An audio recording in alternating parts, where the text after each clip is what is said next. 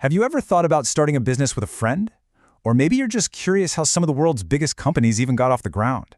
Well, a lot of them started as partnerships, a business structure that's, as powerful as it is misunderstood. So let's get right into it and demystify this whole thing. We've all heard that saying, right? Two heads are better than one. It's kind of the whole basis for teamwork.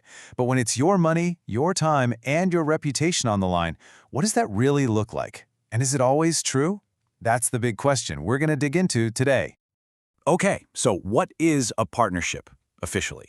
Well, it's a business arrangement where two or more people agree to share pretty much everything. The ownership, the day-to-day work, the profits, and, the losses too. It's a shared journey in every single sense of the word. Now, not all partnerships are created equal. It's not a one-size-fits-all deal. When you decide to form one, you basically come to a fork in the road. You've got two main paths you can go down: the general partnership and the limited partnership. And believe me, they each come with a very different set of rules and risks. This is where things get really interesting. So in a general partnership, everybody's all in, all the time. Equal responsibility, hands-on involvement every day.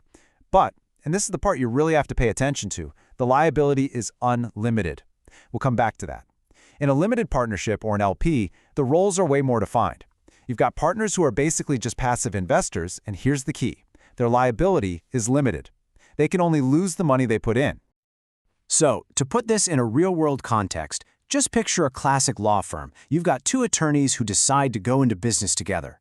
They're sharing the office, they're working on cases together, they're splitting all the revenue. They are both general partners, which means they are 100% involved and equally on the hook for every single debt that firm takes on. Okay, now let's flip the script and look at a limited partnership, because it paints a totally different picture. Imagine a real estate deal. You've got one person, the general partner, who does all the heavy lifting, finding the property, managing everything. The other partners, they're limited partners. They just provide the cash. They're investors, right?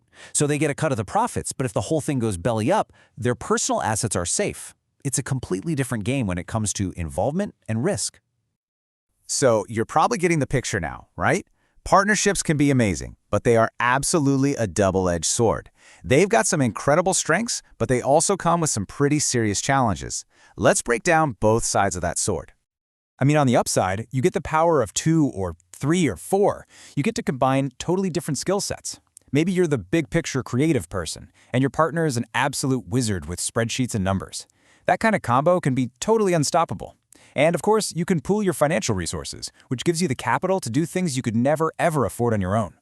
But, and this is a big but, there's the other side of that sword. People disagree. It's just human nature. And when business partners fight, things can get really messy really fast.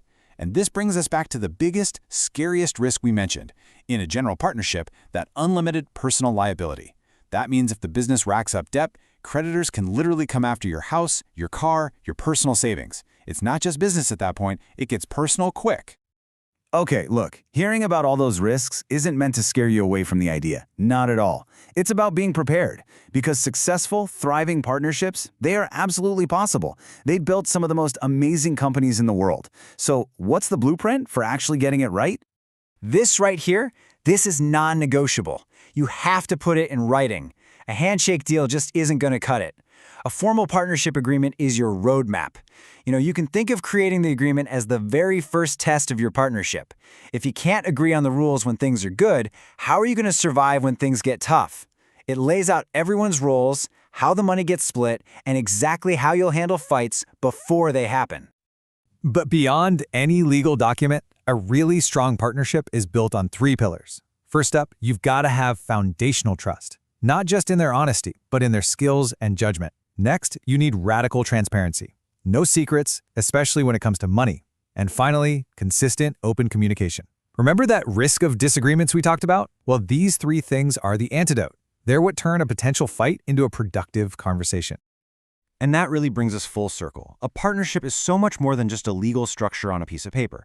It's a professional relationship that really needs the right chemistry to work. So after all this, it's worth asking yourself, who would be your perfect partner? What skills would they bring to the table? And what core values would you absolutely need to share to build something great together?